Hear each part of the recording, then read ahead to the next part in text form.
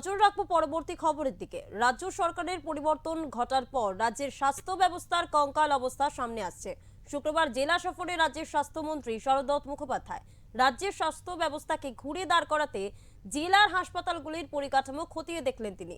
এদিন প্রথমে হলদিয়া মহকুমা হাসপাতাল পরিদর্শন করেন মন্ত্রী, পাশাপাশি চিকিৎসক স্বাস্থ্যকর্মীদের সাথে এমনকি রোগী এবং রোগীর পরিবারের সাথেও কথা বলে সমস্যার কথা শোনেন তিনি।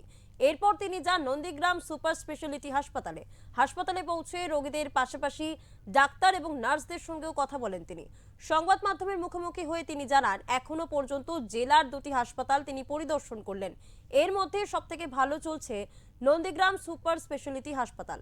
যা কিছু ভুল ভ্রান্তি রয়েছে তা অল্প দিনের মধ্যেই ঠিক হয়ে যাবে।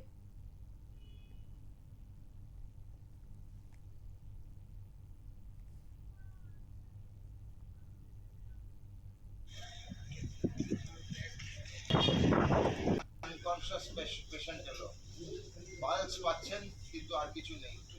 ফার্স্ট থিং আপনার মাথায় কি আছে? ফার্স্ট থিং কি করবে? Completely unconscious patient. আমি বলবো তো এই এরকম যদি চলে, এটা দেখুন, এটা খালি অ্যাডমিনিস্ট্রেটিভ দক্ষতা, একাগ্রতা, সিনসিয়ারিটি। নার্সিং স্টাফের একটা খাতাতে আমি খুদ বার করতে পারিনি, অনেক উল্টেছি। ভাববেন না আমি দেখিনি, আমি খাতা অবধি চেক করি, হ্যান্ডওভার খাতা চেক করি, আমি জানি কোথায় কোথায় গলদ হয়। আমি পারিনি এখানে আমি এখানে একটা রিপোর্ট পেয়েছি যে এখানে যেসব বাইরে প্রাইভেট ডায়াগনস্টিক চলছে তাদের অনিয়ম বেনিয়ম আছে। সিওমএইচ সাহেবকে দায়িত্ব দিয়েছি, বন্ধ করে দিন। ওরা প্রমাণ করবে ওরা ন্যায্য এবং নিয়ম মেনছে কিনা। উল্টোকে আগে কাগজ পরে না, আগে বন্ধ পরে কাগজ।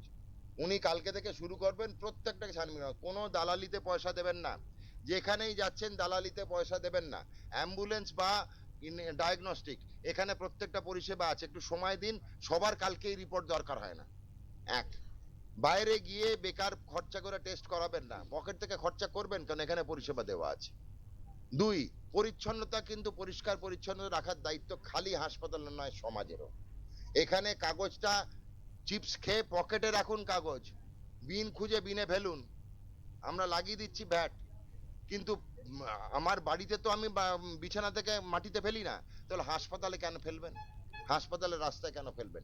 এটাও আপনার বাড়ি, এখান থেকে আপনি জীবন পেয়ে ফেরত যাচ্ছেন। এটাকে মন্দির মসজিদের মতো পুজো করুন।